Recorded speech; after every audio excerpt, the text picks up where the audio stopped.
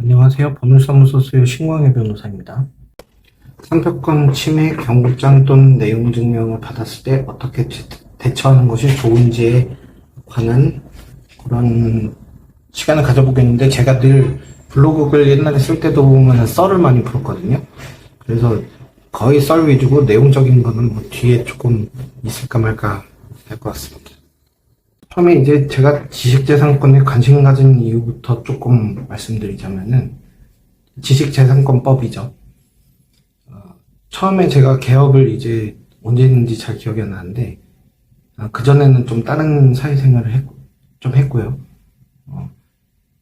여기 자영업 이제 변호사업 쪽으로 오게 되면서 처음에는 제 뭐 주변 환경이 의료 소송이에요.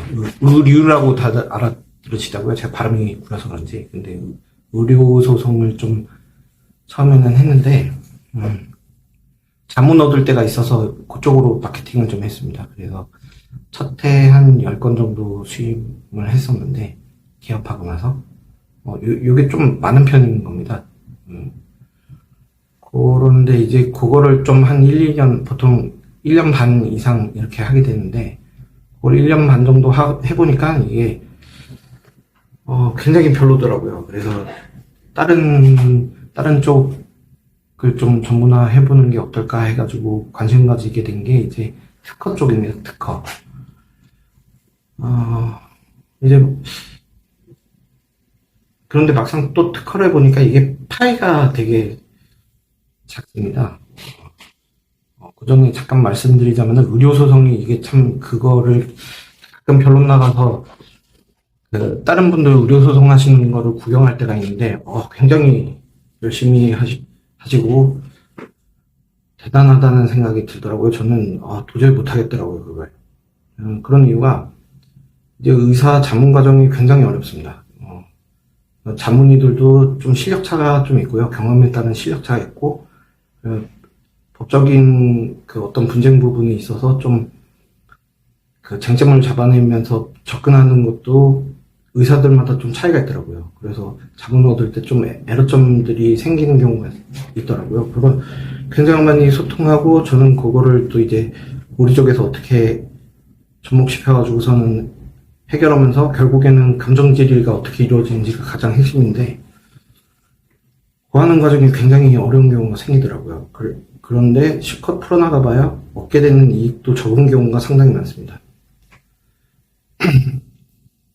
결국에는 일실수익이라 그래가지고 소극적 손해라는 부분에서 많이 인정되는 경우가 아닌 이상이야, 뭐 적극적 손해나 위자료 부분은 좀 생각보다 굉장히 적어요. 인용된 액수가. 그러니까 얻는 이익도 적고, 그리고 전문의랑만 이렇게 소통하면서 일 진행하다 보니까 당사자들은 얼마나 저희가 그 열심히 해가지고서는 그거를 퍼즐 맞추기를 시도해보는지 전혀 알지 못하시고, 또 몸도 아프고 이러니까 컴플레인도, 결과가 안 좋아졌을 때 컴플레인도 굉장히 심하더라고요.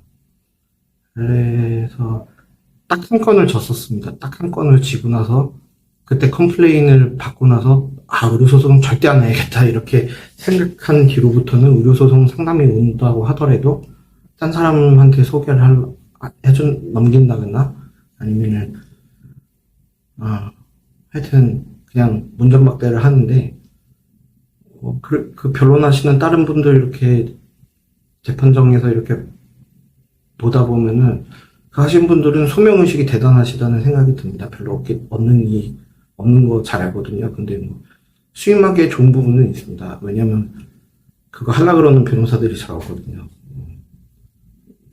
뽕맛은 좀 있습니다. 남들 못하고 안 하는 분야를 한다, 이런 부분에 있어서는 뽕맛은 있는데, 그 뽕맛만 가지고 하기에는 너무 이제 힘들어서 저는 안 한다고 하는데, 또 최근에도 작년경에도 수임 괜히 해가지고서는 두 번째 패소 사례가 되지 않을까, 이런 생각이 되긴 하는데,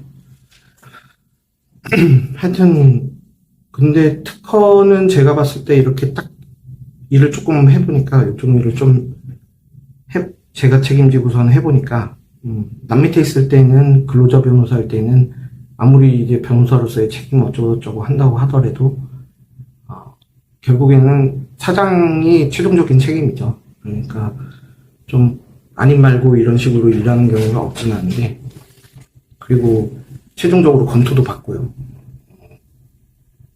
그런데 자영업으로 이제 좀 하면서 느낀 게 결국에는 당사자들과의 소통을 어떻게 하는지가 좀 관건입니다. 그래서 결국에는 그게 결과가 안 좋더라도 납득하는 과정이 있거든요.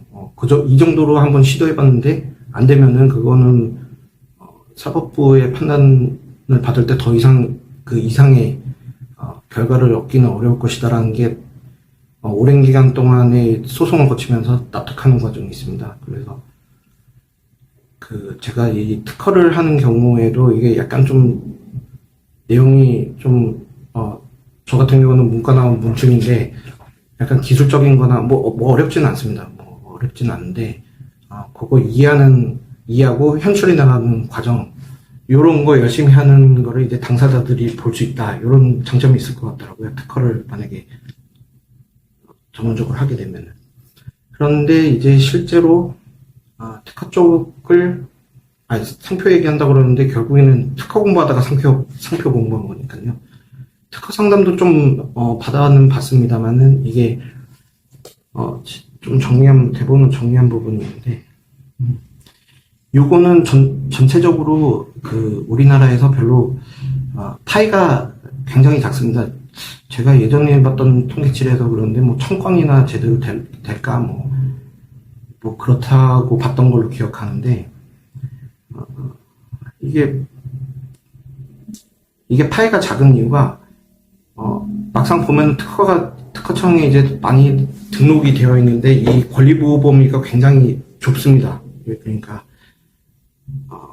구체적으로 나타나는 거는 이제 청구항의 내용이 하나의 청구항에서 굉장히 많은 기술이 이루어지게 된 경우에는 결국에는 다른 사람들의 어떤 기술들이라고 해야 될까요? 이런 거하고 접촉되는 범위가 굉장히 좁아지죠. 그러니까 청구항마다 좀 약간 혁신적이라고 해야 되나요? 진보성이라고 표현했던 걸로 기억하는데, 신규성, 진보성 요건이 갖춰져야지만 이제 각 청구항마다 이제 권리가 부여되는 건데, 하나의 청구항에다가 많이 쓰면은 그거랑 완전히 똑같이 만들지 않는 이상은 특허권 침해가 아닌 게 되거든요. 그래서 이제 결국에 말하자면 권리보호 범위가 적습니다. 이렇게 되는 이유는 봤을 때 특허 변리사님들이 이제 특허권을 등록을 성사시키시면은 특허청에서 이제 등록이 되면은 뭐 국가 보조금이라든지 법인에서 각종 세제 혜택 그걸 통해서 대출을 일으킨다든지 뭐 이런 여러 가지 주변적인 어떤 혜택이 있습니다. 그렇기 때문에 일단 어떤 경제 활성화 차원에서인지 뭐 그렇게 추측은 됩니다만은, 그런 이유로 특허청에서는 웬만하면은 좀 이렇게 다른 사람들과 접촉되지 않는 그런 범위의 특허 신청이 이루어지면은 등록해주는 이런 실무적인 태도를 보이는 것 같습니다. 그래서 보호 범위가 적고, 동업하던 관계나 뭐 이런 경우에 약간 그런 경우에 약간 배신행위라고 해야 될까? 이런 부분이 있어가지고서는 특허 쪽으로 일단 맨 처음에는 검토를 받으시다가 이게 권리보호 범위가 적을 때, 이럴 때는 부정경쟁 방지법이라든가 아니면은 일반 불법행위, 계약상 채무불이행 등 이런 일반적인 민사적인 논리로 해결을 꾀해야 되지, 특허권 보호 쪽으로 이렇게 논리를 구성하면은 기각될 확률이 높아지는 뭐 이런 부분이 있기 때문에 사실 특허권 분쟁은 거의 없더라고요. 그래서 이제 사실은 특허 특허 쪽으로 해보고 싶었지만은 현실적으로는 곁다리로 같이 학습을 했던 상표권이 상담이 가장 많습니다. 상담이 가장 많고 술 먹고도 상담한 적도 있고 이거는 뭐 제일 많이 할 때는 한 달에 뭐 한 50개 정도 이상 상담 요청이 온 적이 있는데 결국 좀 대동소이합니다. 대동소이한데 지금은 조금 오래돼가지고 그 어떤 상담건들이 있었는지 기억이 가물가물한데 불과 한두 달 전에 경험한 일이라 하더라도 이제 나이가 한 40대니까 다 까먹습니다. 그래서 그렇긴 한데 이제 너무 이게 특허가 아니라 자꾸 특허 얘기하다 보니까 상표권의 경우에는 그 검토할 조문이 굉장히 많은 경우가 좀 생깁니다. 이게 과연 상표권으로서 효력이 있을지 무효사유가 있는지 이거 굉장히 조문이 많기 때문에 다 기억할 수는 없고 상담 요청이 왔을 때 그때마다 좀 판단하는 것이 있는데 일반적으로 검토하는 부분도 좀 없지는 않습니다. 그래서 그런 얘기들은 좀 뒤에 가서가 아니라 나중에 영상에서 따로따로 개별적으로 조금 얘기하는 것으로 하고요. 기억을 복귀해야 되니까 가장 많이 이제 상표권 침해로 이루어지는 문제는